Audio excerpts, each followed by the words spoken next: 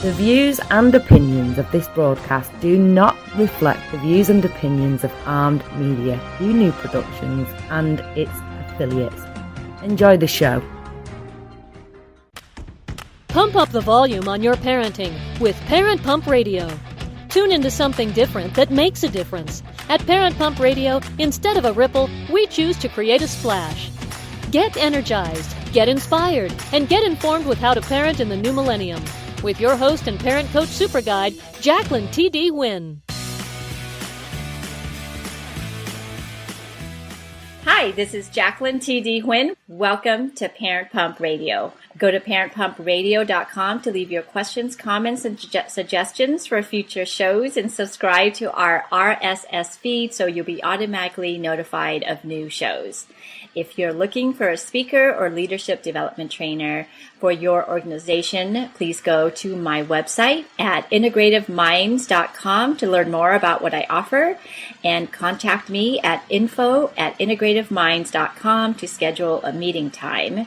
So the new year, this 2019, it's still relatively young, and some of us are still reflecting and wondering how to create better life, better habits that we really want for ourselves and our family. So how do we as parents and as a family implement and create goals that can help our children be more financially secure for the future, and as well as ourselves, right? Because if our children are in debt, we're going to be in debt. So, and how do we live the life of our dreams? And I know our guest author would say, living it like a millionaire on your budget. We all want to live like a millionaire on our budget, but a millionaire is different for everyone. So our guest today is the author of the book, Mind Over Money, How to Live Like a Millionaire on Any Budget. She's also a real estate investor and world traveler. She can show you how to make your hard-earned cash and grow it by being a more effective money manager. She would argue that New Year's resolutions are fine to make, but millionaire living is less about actual income and more about strategic spending habits that help you get rich, and making that paradigm shift in your mind that will actually help you achieve your goals. Because we know it's really in our mind that keeps us from getting where we want to be most of the time. So ladies and gentlemen, I'd like to introduce you to Tamolin Langin. Hi, Tamolin. Hello, Jacqueline. Hello, audience. So happy to be here with you today. Yay! We just saw each other over the weekend, so I'm glad to see you here on the show today. I am so happy to be here. We had a wonderful time at your seminar on Saturday, and we're going to have a good time today as well. Yes, we are. Today we're going to talk about what you know and what you can do to help me and the audience. Let's just start with, why is this subject so important to you? You know, Jacqueline, I should tell you that I was born and raised in Mississippi to sharecroppers and to cooks. And I come from a long line of descendants who did not necessarily make a lot of money, but they were very strategic with the money they have. And they went on to buy property. They went on to travel. You know, you mentioned my travels. They traveled quite a bit themselves. And honestly, I thought at one point in time that this knowledge was just very basic and very common. But as I started talking to people, and I've been at this for 20 plus years now, I realized that what I call just money management habits and good financial, being a wise steward of your finances, I thought it was just more common than it actually is. And so I became passionate about it when I saw people I love struggle. And I wanted to do something to help them. And people always come to me and say, well, hey, Tamolin, how would you do this? How would you handle this situation? How would you do that? And so I would counsel people over the years, just sharing my wisdom and knowledge. And then someone said to me, you need to put this in a book.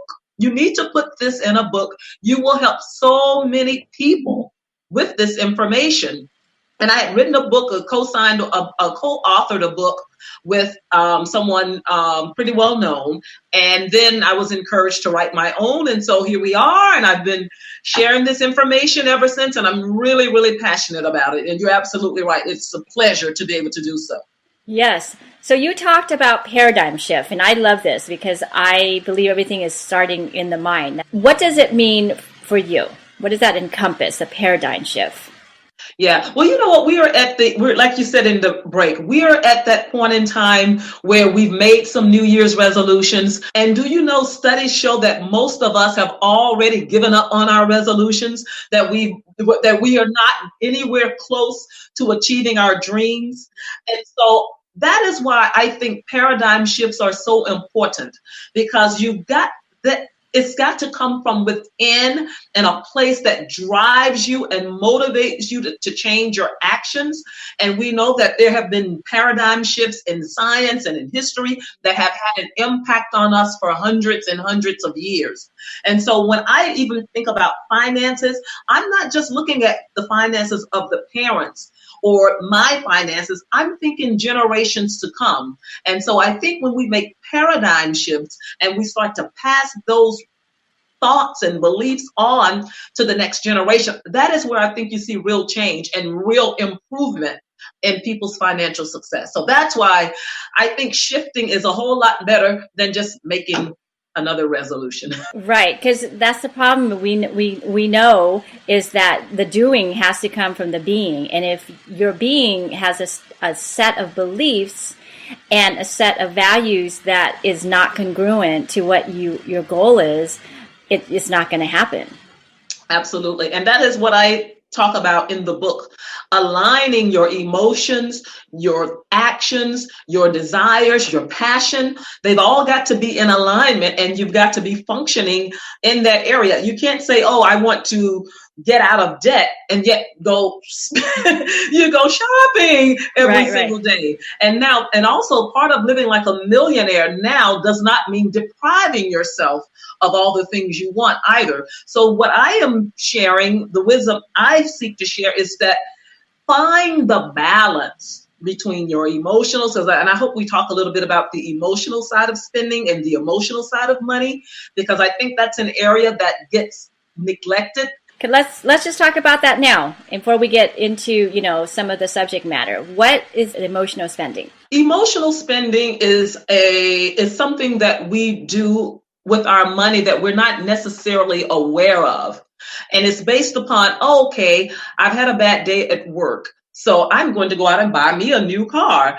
Oh, my friend got a new car, and I'm trying to keep up with the Joneses or the Kardashians or whomever. Oh, they've got this little thing that makes my lips go plump, so I'm going to just go and buy these things. And we're doing this because we are trying to feel good, feel better about ourselves.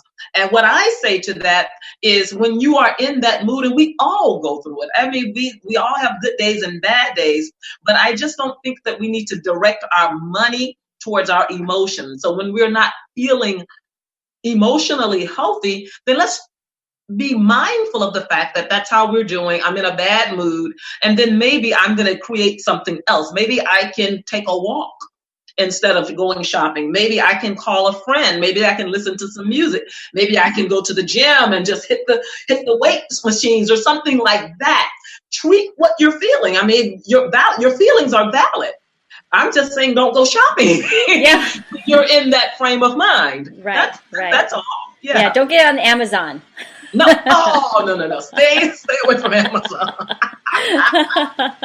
Let's talk about some thoughts that people have, right? That's kind of that old paradigm that's keeping us back. The first one is about how, like you said, you're spending money, it makes you feel better. What's the new shift that we should be in? Right. If nothing else, I would love your audience to understand today that money is a tool in your life. It's not a tonic. It's not a tranquilizer. And I talk about these shifts in the book. It is really designed, your money, wherever you are, regardless of how much you have, it is a tool for you to use to build and create the life you want. And so that is why it is so important to decide, what is your dominant passion? Because I mean, we want lots of things. What is your dominant passion? And then go out there and create that. Spend your resources towards that. And I think that because you were talking about parenting early, and this is one of the biggest lessons I think I left with my nieces and nephews, is that there is more to money is more than just about spending. Yes. Some of us, we think, oh, money is just designed to spend and buy the things we want. It's a consumer mindset. It's a consumer mindset, and it's one that we teach very early to our children when we give them allowances. We don't necessarily say to them, you know, someone worked really hard so that you could have an allowance. We just give it to them and think that they're automatically going to know what to do with it. But you know what? They do the same thing we do with it. They go and spend it too. They go and spend it on the things that they want, and without thinking, without pondering any kind of thoughts about investments or strategy, or just being strategic with money. Not even investment. That takes it to another level. But just being cognizant of the fact that, hey, I've got some money in my hand and I have some options. I have some choices as to what I can do with it. And so I think that's one of the things that we want to do too, is just teach children to make sound decisions around money. And parents, the best way to teach that is to model it. And I'm a teacher. Always. You know what? It's always doing, right? Talking is a waste of time, because and we know we were all kids at one time. Everything is about what you do in this world. It's the action speaks louder than words. In order for us to really be effective with our children and the family in general, we have to model what we want to do. Absolutely. And I'll tell you a story, Jacqueline. I cannot really think of a time where my grandmother or my big mama, whom I mentioned earlier, sat down and talked to me and said, hey, this is money. You need to be strategic with your money. Here is how you do it. What she did better than that, she would model with me. And I'll never forget one of my first lessons when I was in elementary school and I was just learning how to write. And she sat me down, she's got a checkbook, and she had me fill out the checks. There were some bills, and at that time people paid their bills by mail and check. Yeah. And so I filled in the check. I wrote out the name of the company, the amount of money due, and then she signed the checks. And then after that, shortly, a few hours later, we went to the post office and mailed the checks. That's the only real lesson that I had in terms of learning how to pay my bills on time.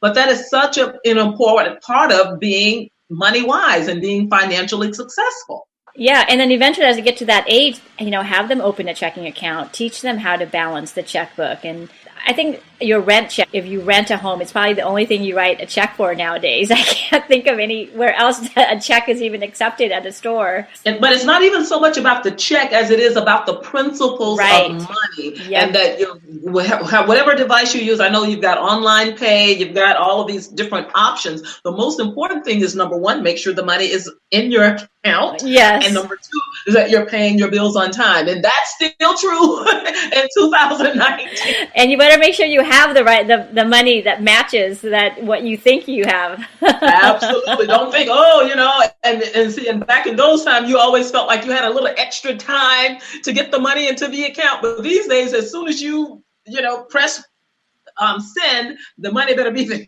Yeah, well, nowadays also what the bank shows as a balance is not necessarily what you have in there, because there might be things that they have not processed. And I think that's people tend to do that. They'll look at the balance. So let's talk about the second paradigm. I don't have enough money. We hear that a lot. I don't have enough money. That will run through my head too at one time or another. What's the new paradigm shift that we can? We always think we don't have enough money. And the reality is you already have enough money to live well and happily. Your current income is pretty much all you have. And if you are managing it properly, it is indeed enough. We live in a consumer-driven society where we're always being told to up the ante, to buy more, pay more, give more, do more. And we're being marketed to like never before. And so what I want your audience to realize is that we live in a first world country. We live in the U.S. If you live in the Western world, you are already richer than half the people on the planet. And really let that sink in for a moment. And then if you are an American and you make $50,000 to $75,000 a year, you're richer than 90% of the people in the world. And if you are a woman making 50 to 75,000 a year, you're richer than 99% of the people on the planet. So when you really stop to think about that, it's not that we're so poor. It's just that we are just reminded of the fact that we live in this consumer society, and we're taught we should want this, want more, want more, want more.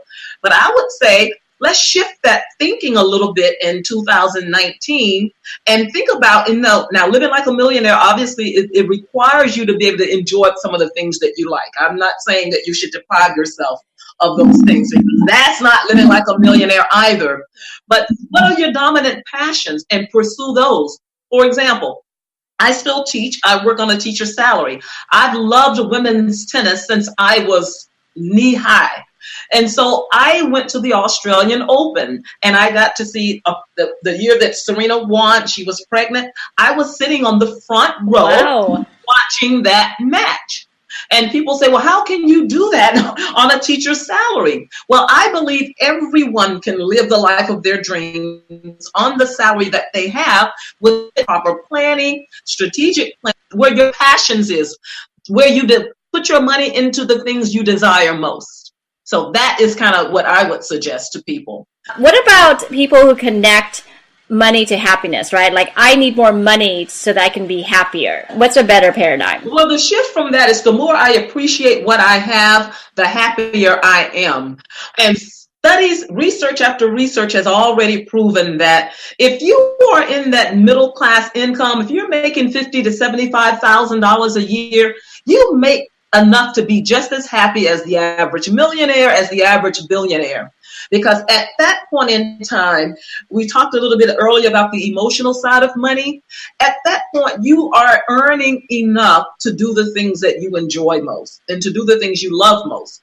And so it's not simply you're just living from paycheck to paycheck, hopefully, but you are also able to incorporate those things, the things you desire. And like I said earlier, I love to travel. I was just in Israel for the Christmas holidays, spent 3 weeks there, had an absolute fantastic time. So that's my dominant passion. So that's where I put my resources. I think what we're talking about here is, like, you can read all the book, you can go to any seminar that will teach you like where you should put your money to make money, all this stuff, but none of that is going to help if you're still having the same old paradigm message. And that is so important. You've got to make the paradigm shift. And that is something you get to define, and think of it as, my life's motto, my family life's motto. I know you talk to children, and we think of it, and when we're talking about wealth, we always want to leave a legacy for our children. We want to leave them something so that they're not starting over. And we think of that oftentimes in a financial sense, leaving money. But what about the values that you have? Absolutely. Yep. Your family values, your family belief systems. Those are equally important as leaving the money behind, and perhaps even more so, because the reality is that if you are thinking right and you've got the right goals and you've got the right values and ready to work for it, you can probably accomplish the financial goals that you want to leave behind too. But then what kind of character building are you doing in that as well? What I've learned is that financial asset is really a byproduct of who you know and what you know. And, what you know encompasses all of the values and the beliefs and your knowledge and your experiences. Those are the things that when you pass on to your children is what will create the financial. And when you start changing how your mind is, it's how your reality is going to change. Absolutely. And it's so funny too, you just reminded me of a statement that I heard this very wealthy person say, and he said, I basically did not set out to be a billionaire. I simply wanted to help somebody. I simply wanted to do good in the world. I mean, you've even heard Oprah say it. And it's like, in the process of doing good in the world and wanting to help somebody, I got rich. Yeah.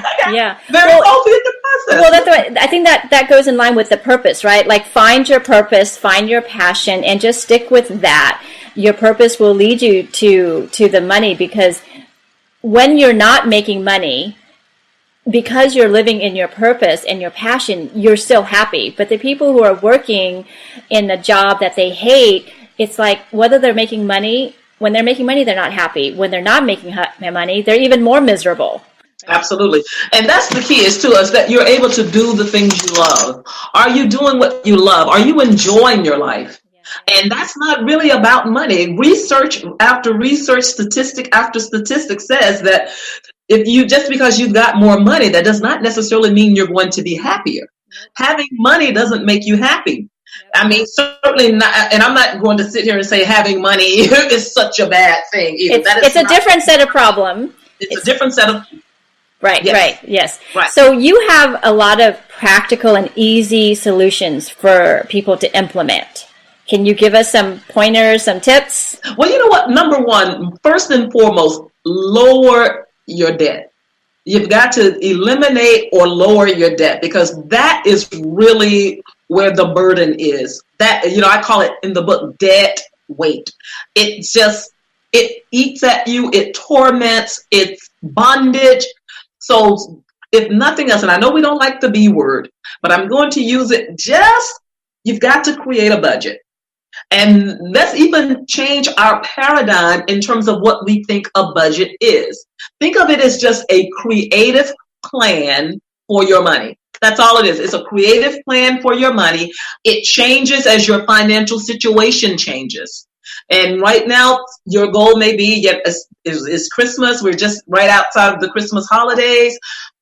We shopped, we spent too much money. So right now, my goal is just to get out of debt from the holiday shopping.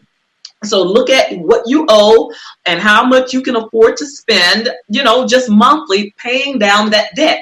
And of course, you have to stop using the cards. You have to stop spending for a while. And even in the process of doing that, make it fun. You can still enjoy your life while you're living on a budget. We live in Los Angeles, but no matter where you are in the world, I was in my hometown, Cleveland, Mississippi.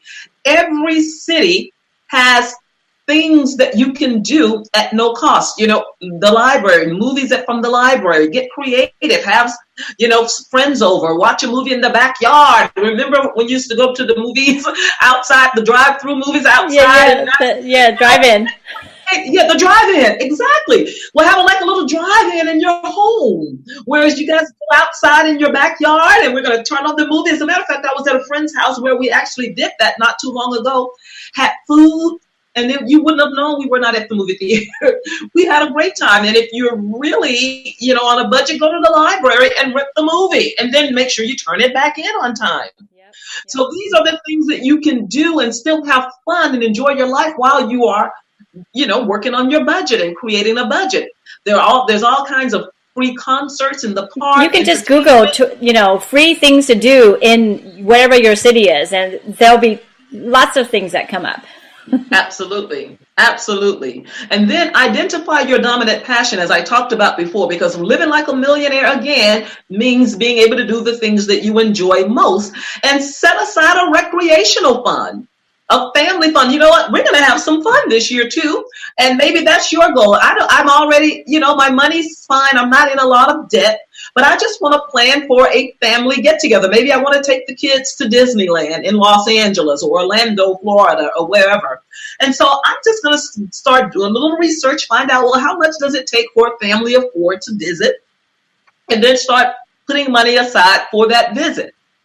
And then make it a fun activity where the children participate as well. Maybe, I want this, this toy. Well, mommy can sit down. There's a life lesson right there. Well, baby, we're planning a trip to Disneyland or this expensive toy.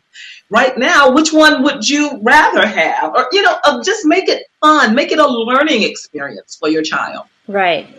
Yeah. Yeah, and I think with children, you can really make a lot of fun things if you think about it, because they come from that place anyways. There's so many games that we can do. Any other? Oh, wow. And just if you are in a place where you need to focus on your spending, I recommend, and I list 40 plus ways in the book, Mind Over Money, of how you can reduce your income so that you can feel like you've got an immediate raise.